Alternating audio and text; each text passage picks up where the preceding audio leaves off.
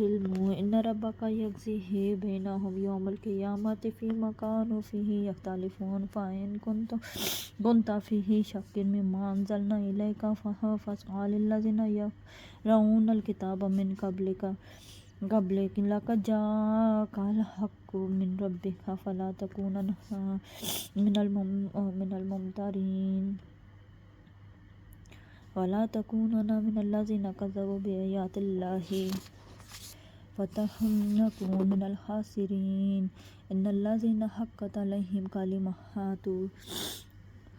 ربک لا یؤمنون ولو جاءتہم کل آیۃ حتی یروا العذاب العلیم فلولا كانت قرية آمنت فنفعها إيمانها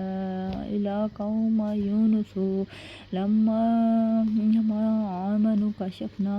عنهم عذاب الخزي في الحياة الدنيا